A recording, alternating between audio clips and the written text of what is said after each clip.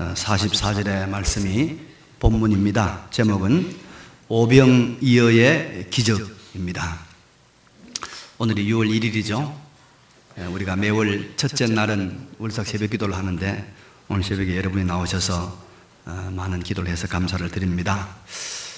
장로님 기도하신 바대로 4일 날은 우리 지방선거가 있는데 우리가 좋은 일꾼들이 뽑혀지도록 기도해야 될 줄로 믿습니다. 또 6월 6일은 나라를 위해서 몸바친 그런 분들을 기리는 현충일입니다. 그리고 전 세계인이 기대하고 즐거워하는 월드컵이 6월 달에 열리게 됩니다. 근데 여러분, 이번 월드컵이 어디서 열린지 아시나요? 브라질이라고요? 네, 틀렸습니다. 왜냐하면 월드컵은 잔디 위에서 열립니다. 잔디 위에서. 그렇죠? 항상 월드컵은 잔디 위에서 열립니다. 예. 잔디는 우리에게 여러 가지 좋은 의미가 있죠. 오늘 본문을 보면은 푸른 잔디 위에 100명씩, 50명씩 수천의 사람들이 때를 지어 앉아서 배가 출출한 저녁 때 그들의 입에 아주 익숙한 음식, 보리떡, 그리고 물고기, 이것으로 배불리 먹고 많은 그런 조각들을 남기는 푸른 잔디 위에서 펼쳐지는 메시아의 잔치를 보게 됩니다. 그런데 그들이 이때 이곳에서 먹은 음식은 여러분, 그들이 준비해온 음식이 아니었습니다. 예수님이 기적으로 만드신 참 그야말로 신비로운 음식인 것입니다. 물론 보리떡이었고 물론 물고기였지만은 예수님께서 신적인 창조의 능력으로 만드신 음식입니다. 이 사실이 너무 놀랍고 신기해서 마태복음, 마가복음, 누가복음, 요한복음, 사복음서에 이 오병이어의 기적을 다 기록해 놓고 있습니다. 그래서 오병이어의 기적은 사복음서 어디에도 다 찾아볼 수 있는 그런 말씀입니다. 이제 지금도 현존하는 베세다 지역, 이 베세다 광야에서 펼쳐진 오병이어의 기적을 통해서 우리가 하나님께서 오늘 우리에게 무슨 말씀을 하시는가 함께 배워보는 시간이 되기를 바랍니다. 먼저 예수님은 이 베세다 광야에서의 수많은 군중을 먹이신 사건을 통해서 자신이 바로 과거의 모세로 예표되고 모세로 상징되었던 그 메시아, 구주이심을 우리에게 밝히 알려주고 있다는 사실입니다. 우리가 여러분 출애굽기서나 민수기를 통해서 잘 알고 있습니다. 이스라엘 백성들이 애굽에 들어가서 400년 동안 종사를 했습니다. 거기에서 아주 참 멸족의 위기를 당했지만은 하나님께서 모세라는 위대한 선지자를 보내서 그들을 구출해내는데 이제 마지막 재앙이 내립니다. 장자의 재앙인데 애굽에 있는 모든 장자들은 다 죽임을 당하고 그리고 양의 피를 바른 이스라엘 집에는 죽음의 사자가 뛰어넘는 이 유월절을 통해서 이스라엘 백성들은 그 지긋지긋한 애굽의 삶에서 해방을 합니다. 그리고 그들이 이제 시내산을 거쳐서 그리고 광야에 들어가서 40년 동안 훈련을 받는데 근데 그 광야가 여러분 광야입니다. 농사 지을 수 없습니다.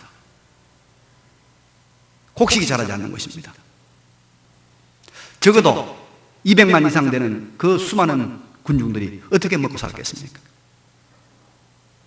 하나님께서 하늘의 양식 만나를 먹여서 그들을 먹여 살린 것입니다. 만나. 그래서 이스라엘은 모세로 상징된, 모세로 예표된 그들의 구주, 그들의 메시아가 오시면 모세가 광야에서 이스라엘 백성들을 하늘의 만나로 먹이시듯이 하늘 양식으로 풍성하게 먹이실 것이라고 그들은 기대하고 믿고 있었습니다.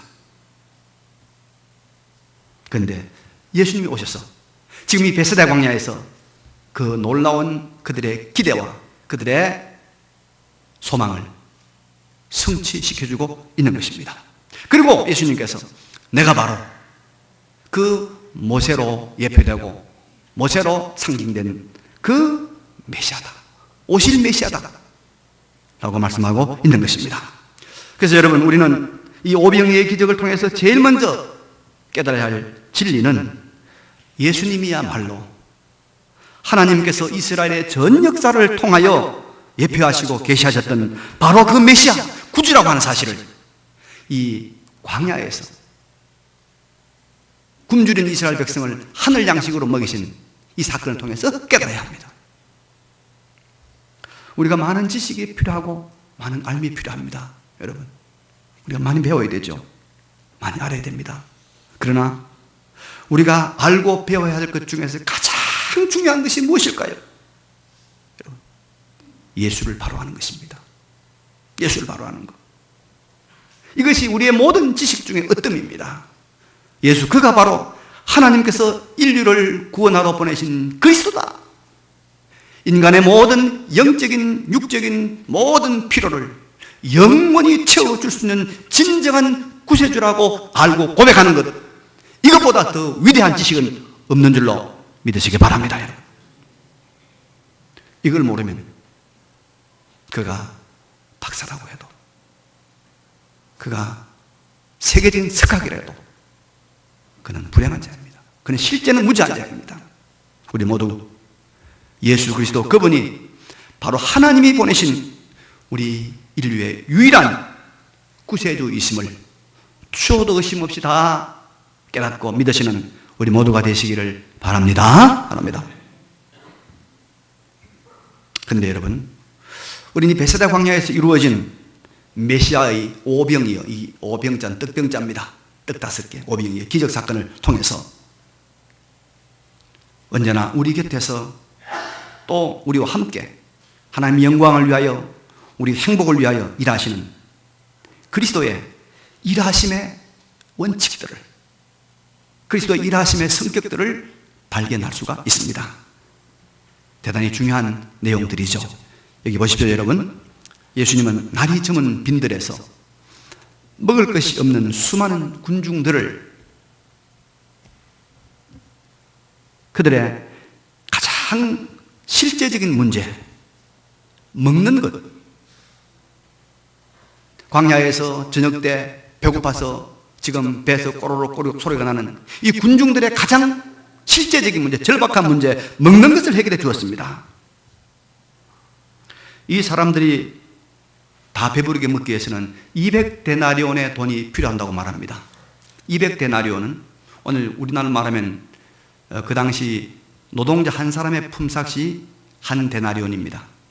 그럼 우리가 요즘 한 7만 원, 8만 원 잡으면은 적어도 1,400이나 1,500만 원 정도, 그런 정도의 품삯입니다. 결코 적지 않은 돈이 필요했습니다. 예수님께서 이 문제를 깨끗이 해결해 주셨습니다.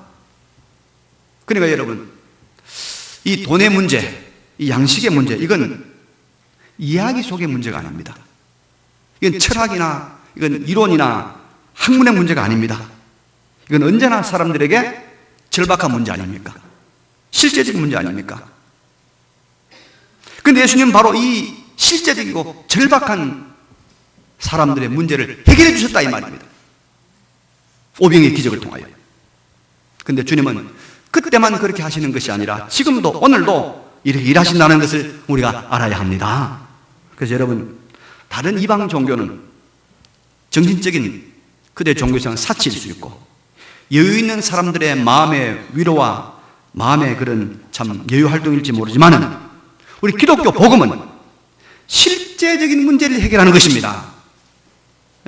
기독교는 삶의 실제를 해결하는 것입니다. 그래서 여유 있는 양반들이 복음을 받아들인 것이 아니에요.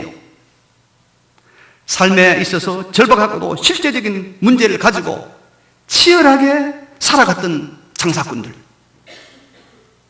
병든 자들, 가난한 사람들, 이런 사람들이 복음을 받아들였어요.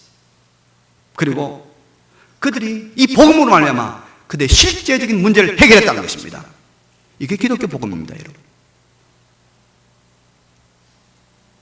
우리나라에 복음을 전해주었던 한 100여 년 전에 선교사들의 활동들이 기록으로 남아있는데요, 제가 그 기록을 보니까 1906년도에 그리스도 신문에 이런 글을 쓰고 있습니다. 선교사들이, 복음을 전하는 선교사들이, 천국 가라고 전하는 선교사들이, 슬프다. 술을 먹음으로 육신이 병들고 영혼이 줄이는데 그걸 모르고 오히려 칭탁하는 사람들이 많이 있다. 칭찬하는 사람들이 많이 있다 이 말이죠. 술을 먹으면 음식을 잘 소화하지 못하고 많은 피해가 있는데 하면서 쭉 그 이야기를 하고 있습니다. 그리스도 신문에. 그리고 1906년도 1월 4일자 그리스도 신문에 보니까 이런 말이 나옵니다. 재미있어요. 대저 사람이 오래 목욕을 안 하면 더러운 기운과 냄새가 땀구멍으로 스며 들어가서 풍증과 섭증이 나기 쉬운 것이요. 이런 말을 하고 있어요. 아니, 선교사님들이 목욕 이야기하고 있단 말이에요. 이 목욕이 실제적인 문제 아닙니까? 목욕 안 하면 병든단 말이에요. 그리고 그 당시에 가장 실제적인 문제들, 아편 문제, 담배 문제, 양반 제도의 이 폐해 문제, 백정들에 대한 인권 문제, 위생, 청결, 그리고 농사 짓는 법, 가축 다루는 법, 기계 다루는 법, 이런 실제적인 것들을 선교사들이 지도하고 있는 거예요. 이게 뭐냐 여러분, 주님이 보이신, 모범을 보이신 사람의 실제적인 문제를 해결하는 그 원칙을 따르고 있는 겁니다. 우리 실제적인 삶의 변화가 일어나는 것이 기독교입니다. 깨끗이 하십시오. 왜 신방 안마들 합니까? 집 치우기 싫어 신방 안마들 하죠. 치워야죠. 기독교는 여러분, 복음은 우리의 정신의 유의가 아닙니다. 삶의 실제적인 문제를 해결하는 거예요. 여러분, 실제적인 문제 뭐입니까? 돈입니까? 자녀 교육입니까? 집입니까? 복음을 해결해야죠. 해결해야 됩니다. 지난 100년 동안, 1세기 동안 전 세계는 이 자본주의와 사회주의의 싸움이었습니다. 그죠? 소련을 중심, 구소련을 중심으로 하는 이 사회주의, 공산주의, 그 다음에 미국을 중심한 자본주의의 싸움이었습니다. 이 대결에서 아직까지도 그 싸움이 다 끝나지 않고 남아있는 잔불 싸움이 있긴 있습니다만 자본주의가 이겼다는 것이 판정되지 않습니까? 그런데요, 왜 이겼느냐? 공산주의, 사회주의는요, 이론입니다. 이론. 여러분, 공산주의 훈련받은 사람들 말 잘합니다. 탁월합니다. 뛰어납니다. 사상이 더 중요합니다. 그러나 자본주의는 여러분, 이론보다 실제가 더 중요합니다. 실상이 더 중요하죠. 시장이 더 중요해요. 시장이 더 중요해요. 이론도 실제를 해석하고 실제를 풀이하는 실용적인 이론을 더 중요시합니다. 그러니까 더 성향한 거 아닙니까? 이게 더 기독교에 가까운 거죠. 기독교는 아니지만,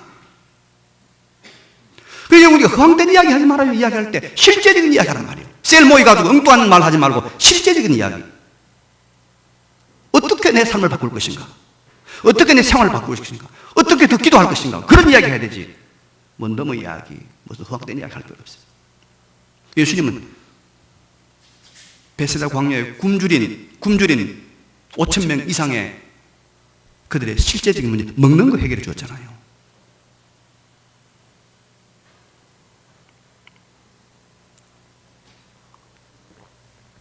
여러분, 우리 인생의 가장 절박하고 실제적인 문제가 무엇이라고 생각합니까? 딱 두 가지가 있습니다. 하나는 죽음의 문제입니다. 또 하나는 뭡니까? 삶의 문제입니다. 그렇죠? 내가 어떻게 죽음 맞이할 것이냐? 정말 절박하고 실제적인 문제 아닙니까? 그리고 죽기 전에 이 인생을 내가 어떻게 살아갈 것인가? 절박한 실제적인 문제 아닙니까? 인생에 마주친 정말로 절박하고 실제적인 문제들입니다. 그래서 주님은 우리에게 답변을 해주셨어요. 해결해 주셨어요. 죽음의 문제, 주님께서 말씀합니다. 내가 해결했다. 내가 죽었다가 살아나지 않느냐? 내가 바로 부활의 첫 열매다. 너희들에게 부활의 세계가 예비되어 있다. 죽음이 끝이 아니라 죽음을 이기는 부활의 영광스러운 세계가 예비되어 있다. 염려하지 마라. 근심하지 말라. 주님 우리에게 해결해 주었습니다. 그리고 이 세상의 삶의 문제, 구체적인 삶의 문제 뭐라고 합니까? 염려하지 말아라. 말씀대로 살아라. 말씀대로 순종해라. 이 축복의 하나님의 언약의 말씀대로 순종해라. 그러면 물질의 복도 받고 자녀가 잘 되고 가정이 행복하고 의롭고 건강하고 아름다운 공동체를 만들어 간다. 답변 다 해주셨습니다. 그리고 역사는 이런 주님의 약속이 틀림없이 이루어져 가고 있다는 것을 오늘도 우리에게 증명해 주고 있습니다. 우리 삶 모두가 증명하고 있습니다. 그래서 저는 여러분 목회를 하면서 세월이 갈수록 우리 교인들의 삶을 많이 볼수록 이것을 더 자신 있고 강력하게 말할 수 있어요. 그리스도 안에서 우리의 삶의 가장 중요한 절박한 문제들, 실제적인 문제가 다 해결되는 줄로 믿으시기 바랍니다. 한번 이 말씀대로 살아보십시오. 이 말씀대로 순종해 보십시오. 틀림없다는 것을 경험하게 될 줄로 믿습니다. 그럼 여러분, 예수님 우리의 문제들을 어떻게 해결하십니까? 오늘 본문에서 예수님은 인생의 실제적인 문제 해결의 원리를 우리에게 알려주시고 있는데요. 먼저 예수님은 적어도 2만 명 이상 되는, 남자만 5천 명이니까 어린아이와 여자를 포함하면 2만 명 이상 되는 군중의 실제적인 문제를 무엇을 가지고 해결했습니까? 하늘에서 천사들을 동원해가지고 하늘 음식을 여러분 공수해 왔습니까? 그러지 않았습니까? 다른 데서 물건을 사오지도 않으셨습니다. 어떻게 했습니까? 그 무리들 안에 있는 것으로 해결했습니다. 무리 가운데 다 찾아보니까 뭐가 있습니까? 떡 5개와 물고기 2마리가 있더라는 거예요. 다른 복음서에 우리가 해설에 의하면은 한 어린아이가 가지고 있던 한 끼 도시락에 해당되는 그 음식이었다고 말합니다. 그런데 주님은 바로 그 군중 안에 있던 그 작은 음식을 가지고 문제를 해결했습니다.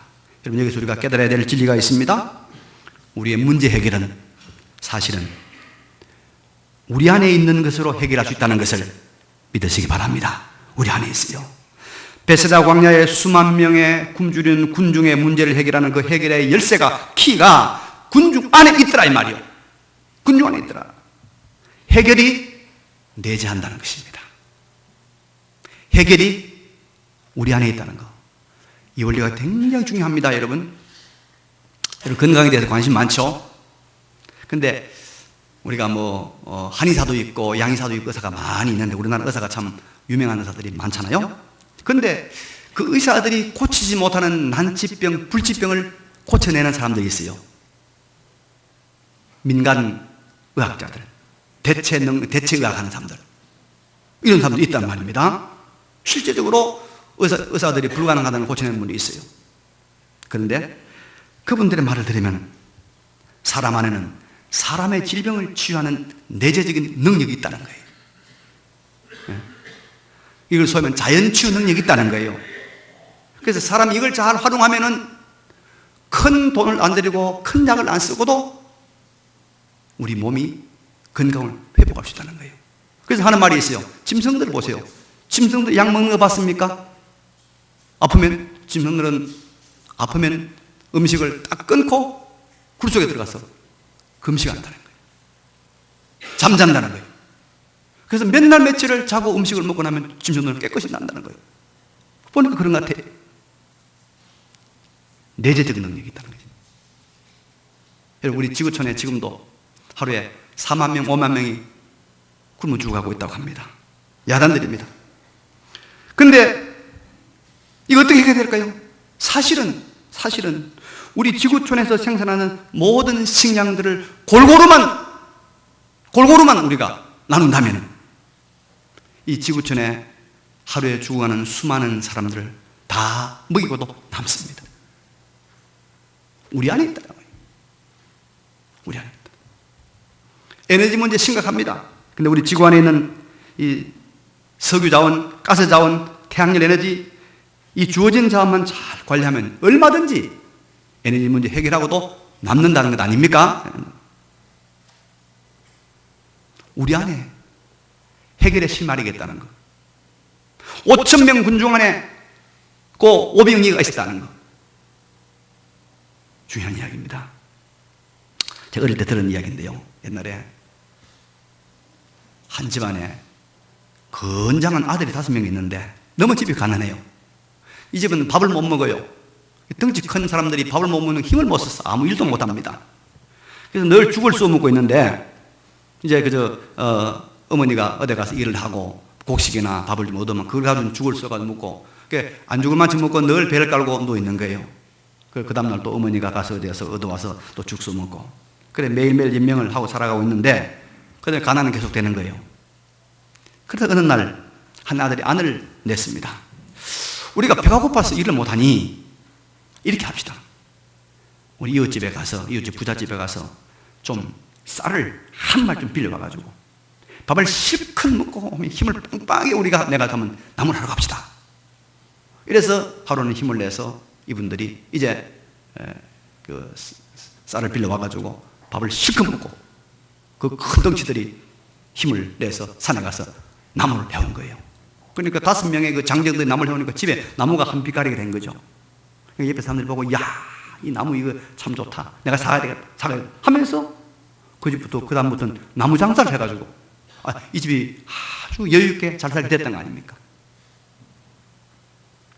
그 안에 있단 말이에요. 그 안에 문제 해결이 우리 안에 내재하는 문제 해결의 열쇠를 찾으시기 바랍니다. 여러분, 우리 교회를 누가 부흥시켜 줄까요?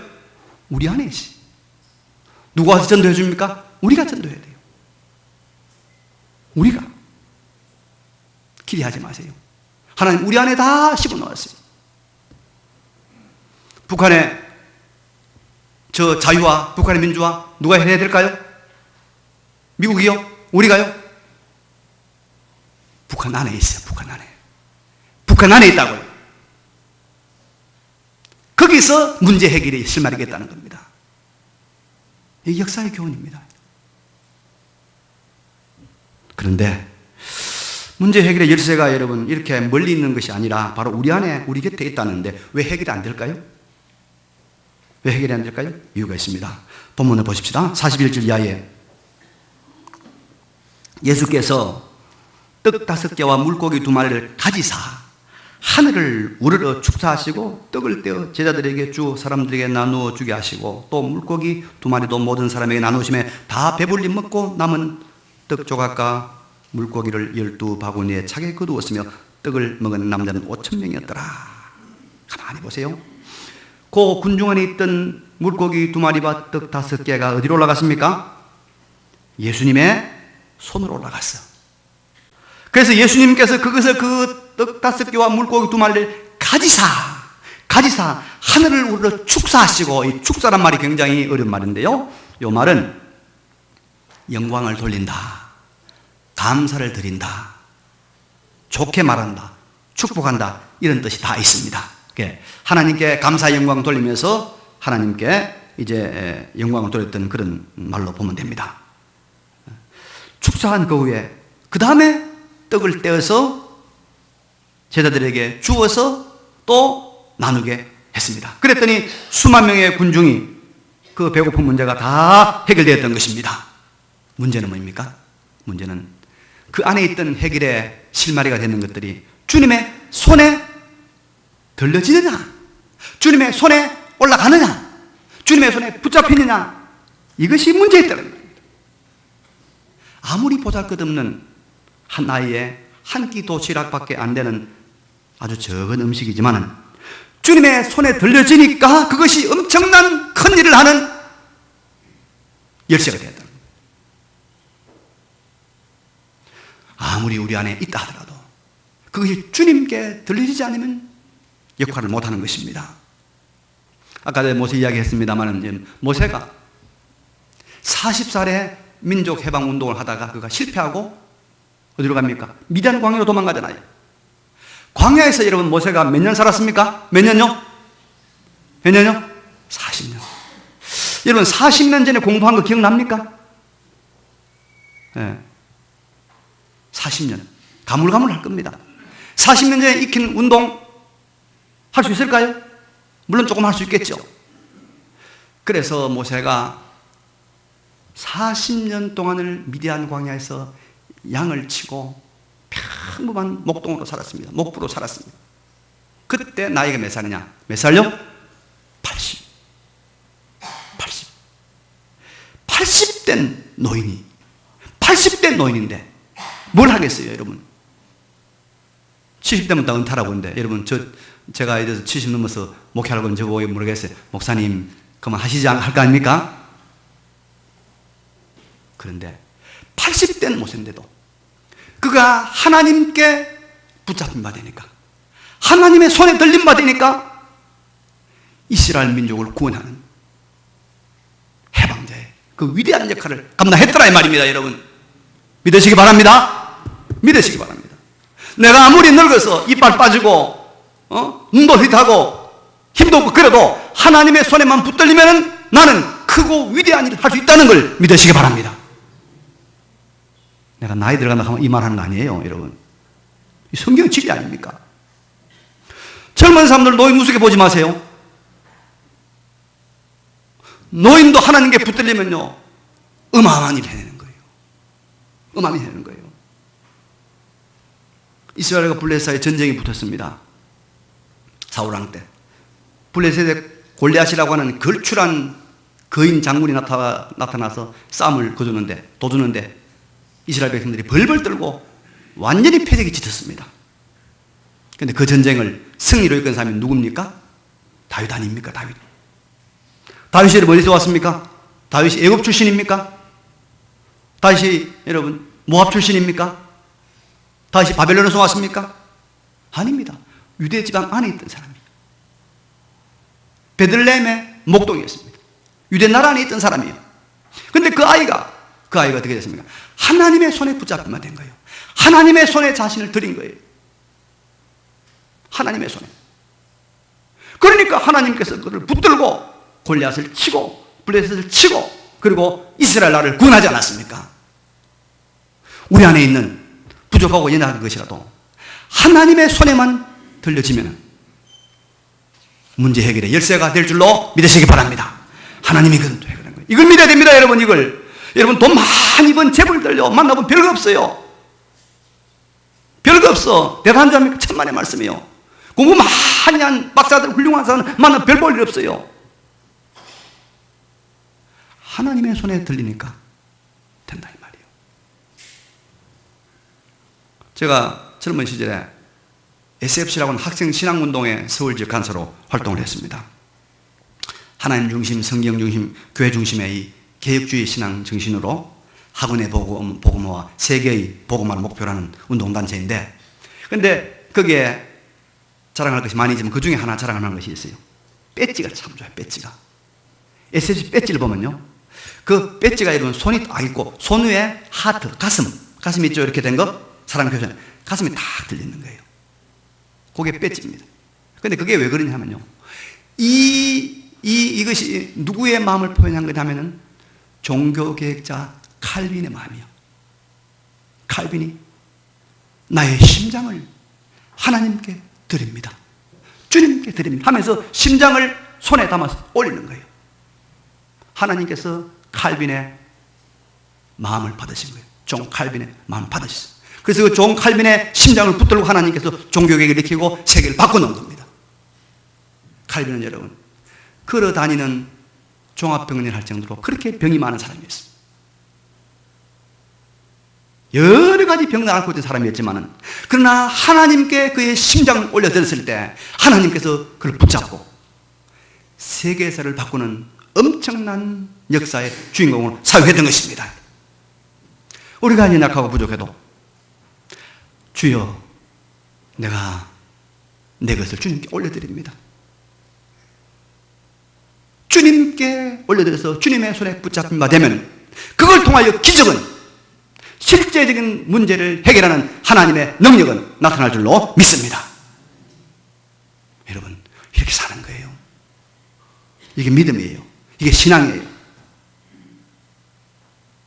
기독교가 이미 종교화되어 버렸습니다. 기독교는 종교가 아닙니다, 여러분. 기독교는 뭡니까?